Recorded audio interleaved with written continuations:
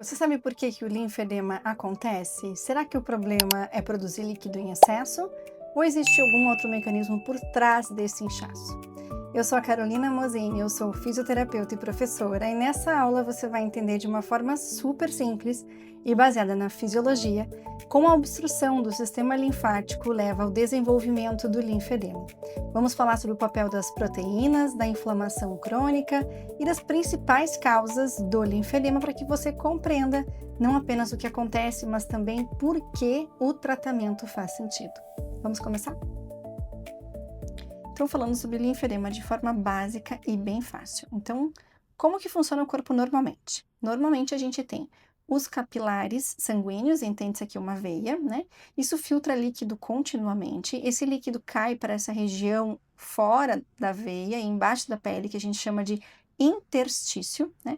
Aqui fica água, fica proteínas, ficam lipídios, ficam restos celulares. E o sistema linfático, esse capilar verdinho aqui da nossa imagem, recolhe esses excessos, né? Remove essas impurezas, esses dejetos, enfim, e devolve isso aqui para a circulação venosa que está ali perto. Isso vai ser incorporado no sistema venoso e vai ser excretado lá através da urina, né? Todos os dias. Isso aqui é como funciona normalmente. Tem um equilíbrio nisso, então a gente não fica inchado de uma forma deliberada de qualquer jeito, porque a gente tem esse equilíbrio que fica sempre acontecendo. Agora, quando é que isso aqui deixa de funcionar? O capilar vai continuar filtrando normalmente. O problema não é no sangue, não é no capilar. Ele continua fazendo as trocas que aconteceriam normalmente, tá? O problema é o sistema linfático que não consegue remover esse líquido. E aí esse líquido começa a ficar aqui progressivamente acumulado, gerando então um edema, um inchaço. Então o problema não está na produção, o problema está na remoção. O líquido não está saindo desse tecido. Aqui eu já coloco uma observaçãozinha. A água parada gera bichinho em qualquer lugar, seja no pneu, seja no pote da planta, seja na piscina, ou seja, na perna ou no braço ou o lugar que tiver inchado, ok? Vamos falar mais de braços e pernas, que é nossos maiores edemas que a gente tem. Então, se eu tenho líquido parado ali, eu tenho que ficar preocupada, porque esse líquido pode sofrer uma colonização fúngica, bacteriana, viral, enfim, isso vai me dar um problema maior. Ok. Número 3. Por que que o edema continua aumentando? Por que que o paciente do linfedema diz assim: ah, começou tranquilo, começou um pouquinho, ele desinchava sozinho e daqui a pouco não desincha mais. O que é que aconteceu ali que não está mais reduzindo, que isso continua só aumentando progressivamente? Aconteceu que, de repente, eu tive um problema de obstrução linfática, as proteínas começaram a permanecer nesse interstício. Quando eu tenho proteínas excessivas ali, eu tenho um aumento da pressão oncótica do interstício, porque eu tenho um aumento da pressão das proteínas ali, certo? E essa proteína funciona como se fosse uma esponja. Ela puxa mais água para ela. Então, eu tenho mais água sendo atraída para esse tecido, e isso aumenta ainda mais o edema. E aí, nesse caso, quando eu já tenho proteínas, macromoléculas nesse interstício, aí sim esse edema já se tornou um linfedema, quando eu tenho acúmulo de macromoléculas, além de líquido apenas nesse tecido, ok? Muito bem. Número 4. E aí? Esse edema começa a modificar o tecido, começa, né? Então, eu começo a ter mais acúmulo dessas proteínas, e isso vai começar a gerar um processo inflamatório contínuo e persistente, vai começar a ativar macrófagos, né, umas células de defesa, e outras células inflamatórias para esse local, começa a fazer mais deposição de colágeno, e isso vai me gerar mais fibrose, mais endurecimento deste tecido, né?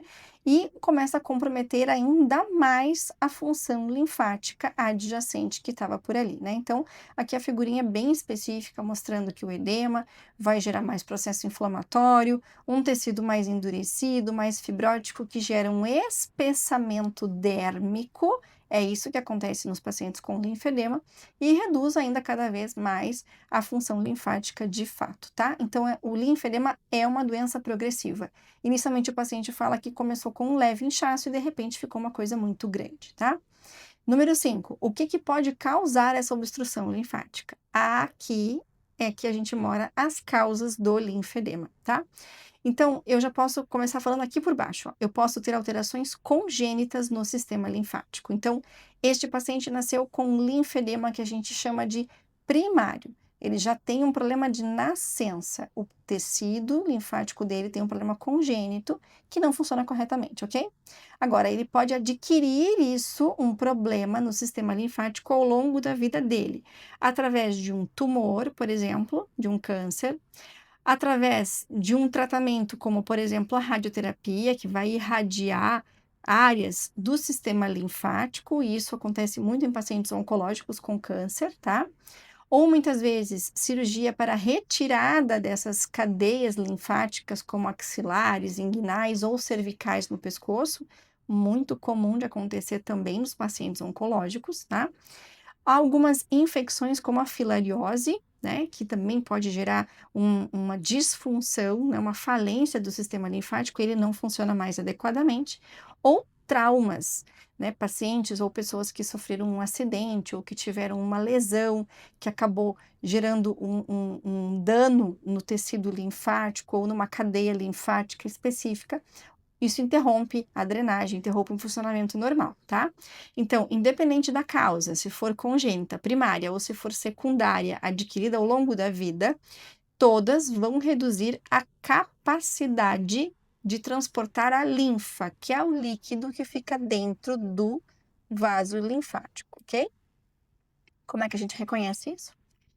Isso é uma perna normal. E aí, inicialmente, esse edema começa a ficar mais amolecido, começa a acumular. Aí o paciente fala assim: não, mas eu deitei, dormi e amanheci com a perna murchinha, bem enxugadinha, tá? Só que com o passar do tempo ele vai acumulando proteínas, como a gente comentou, ele vai se transformando em um tecido mais fibrótico, mais endurecido, aí ele se torna mais progressivo, começa a ter o espessamento dérmico, né? Começa com alterações cutâneas, conforme o grau deste linfedema. Pode ter linfocistos, por exemplo, que são alterações cutâneas ali nessa pele, tá? Até que ele pode gerar um linfedema muito mais avançado, e aí aqui já é notório aos olhos de todas as pessoas, né? Aqui já fica uma coisa bem mais aberrante. Às vezes pode acontecer até uma linforreia, que é o vazamento de linfa, como se fosse umas gotinhas pela pele. A gente fala que a pele chora, né? É linforreia o nome disso. E naturalmente, gente, quanto mais cedo isso for diagnosticado por um profissional capacitado, alguém que entende de linfologia, né, seja médico, seja um fisioterapeuta que trabalha com isso, o diagnóstico precoce vai reduzir a progressão da doença, porque a tendência dela é de progressão, né? E aí aqui eu vou deixar aqui uma explicação bem breve de como é que a gente trata isso, porque se eu tenho um edema, se eu tenho uma fibrose nesse tecido, eu tenho que pensar nisso como se fosse num tubo de pasta de dente. Como é que a gente faz para a pasta de dente sair de dentro do tubo? Nós temos que apertar, certo? Aqui funciona no mesmo sentido. Então, eu preciso de terapia compressiva para conseguir fazer mobilização desses líquidos. Mas é só isso que a gente precisa? Não, a gente precisa de outros recursos também, que são muito importantes na mobilização, nesse trabalho com esta fibrose cutânea. A gente tem os recursos eletrofísicos que a gente utiliza muito na fisioterapia, recursos manuais também. Então, a gente tem que lançar mão de todos os recursos para tratar um linfedema, especialmente quando ele for mais avançado, ok? Espero que vocês tenham gostado dessa explicação rápida, curtinha e bem básica e fácil sobre linfedema. E a gente continua sempre apresentando outros conteúdos aqui para vocês. Então, se vocês gostarem, compartilhem essa informação com quem que vocês possam achar pertinente.